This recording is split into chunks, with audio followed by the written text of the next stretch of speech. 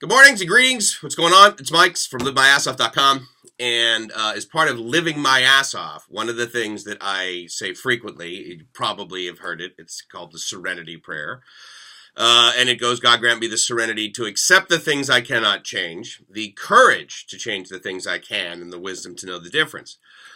And over the years, I've discovered that the wisdom to know the difference is really, that's really the sweet spot. So I'm sharing this with you because I believe I have figured that out yesterday. I've been complaining and bitching and whining, or whatever you want to call it, disappointed with the ambient temperature as well as the majority of the weather lately in San Diego. And again, it's called June Gloom for a reason.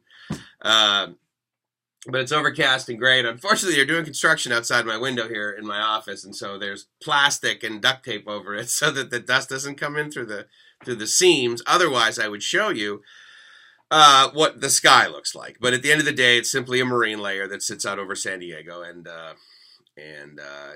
for the most part, in my experience living here, about 25, 26 years, is that it will burn off. It'll burn off inland by like 10 or 11 in the morning, and it'll burn off in the coast by like noon or 1 or something. Usually around 11 or 12, because I walk at lunch here on campus, and usually by the time I'm getting ready to go for about a 5K walk, it's burned off, and it makes the afternoon very nice and warm and sunny. Now, yesterday arguably was very nice. The previous, 2 weeks has been gray all day, certainly at the coast. I have friends who live inland. I used to live inland. I used to live about 20, 25 miles inland, and it was okay. But anyway, so this gets me down. And even standing at the copier yesterday, where all the good conversation in the office occurs, right by the copier, which of course is right next to the water cooler, literally. So it's water cooler talk. Someone's just like, oh my God, after a while, this really depresses me. I'm like, dude, after a day, this depresses me.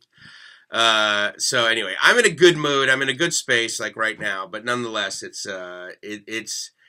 energy depleting for me. I don't know, whatever. It just takes the energy away. And by contrast, sitting next to the water, next to the ocean, listening to the beautiful white noise, at least in my judgment, of the crashing waves, that puts energy into my body. So, take out, put in, who knows? There's various environmental scenarios I could come up with that add or subtract value to my life. So, why am I telling you all this? Well, as you know, or may not know, but is part of my living my ass off, I travel from, personally, as a tourist. But I also do it as part of work. And so in doing so, especially domestic travel here in the U.S., a lot of that is occupied via Southwest. And so therefore, I'm able to rack up Southwest points, what they refer to as rapid rewards, which is their mileage system. And so I have a number of thousand of those. And I also have credits because I change flights and that sort of thing. And so I have the ability to do what I'm doing starting tomorrow morning, which is basically go to Cabo San Lucas for lunch.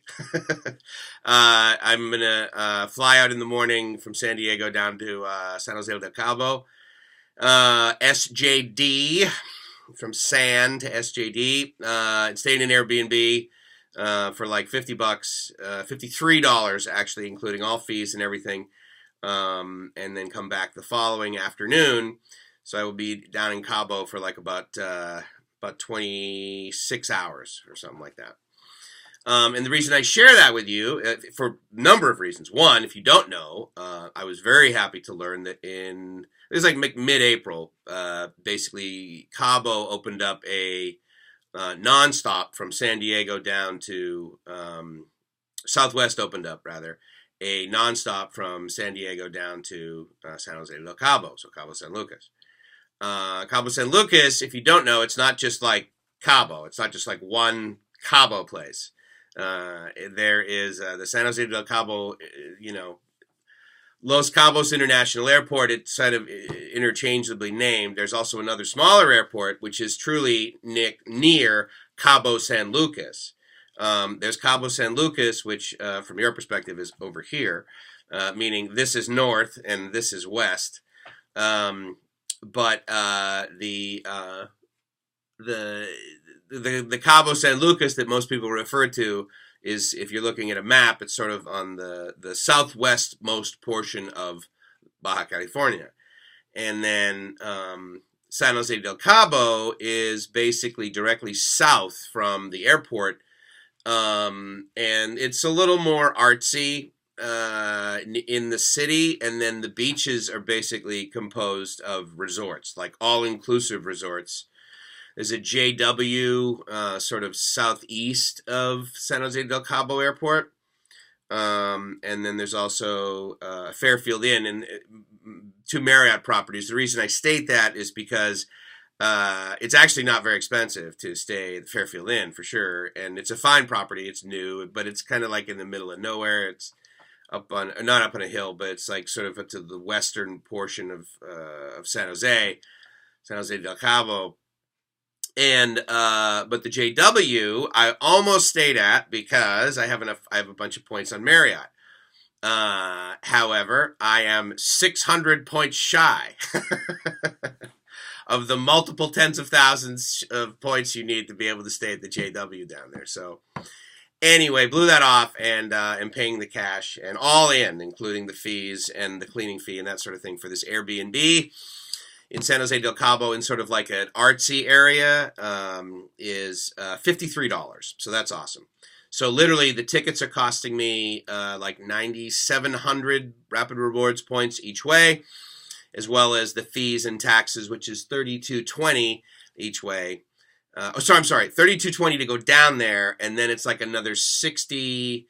It's another 52 to come back, and these are all the fees and taxes and that sort of thing that's necessary to enter as well as exit Mexico.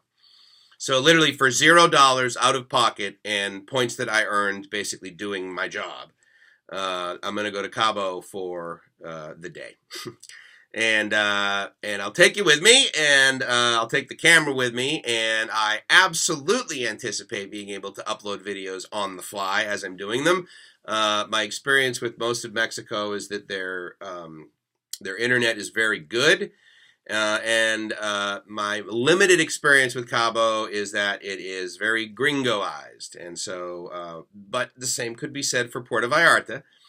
But I found the old Vallarta, or the romantic zone or whatever, is much more Mexican, to the point where in Puerto Vallarta, if I stay where I stay, unless I speak Spanish, the cab driver and I are not having an ease to which will solve my problem, which is he doesn't know where to take me. So es necesario por mi hablo español. So, practicando mi español, y mi español no es perfecto, pero practicando.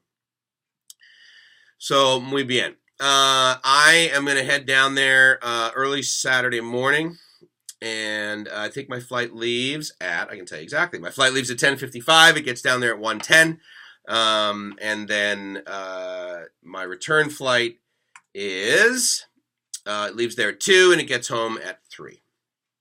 So a 2-hour flight, and then there's the 1-hour time shift. So anyway, I just wanted to share that with you because in this instance, I believe I have the courage to change the things I can. I can complain or accept what's going on around me, which I accept it. I don't approve of it. I dislike gray area. Someone even said yesterday, they were like, man, I can see why people don't live in the Pacific Northwest. And I'm like, yeah, exactly. But I did share in another video how my friend Tanya, who lives up in Seattle, she said, before she moved, and I haven't actually asked her since she's been up there with her husband. I think they've been there like 2 years, 3 years, maybe almost. How it's going, whether it truly got more sunny days, in air quotes, than San Diego. So, but anyway, I'm off to Cabo. I hope this video finds you well. I hope it finds you safe and happy wherever you are. It's Mike's from LiveMyAssOff.com saying, if you're not living the dream, then you're probably not changing the things you can. So grab some courage to the best of your ability, and join me in Cabo for lunch on Saturday. Ciao.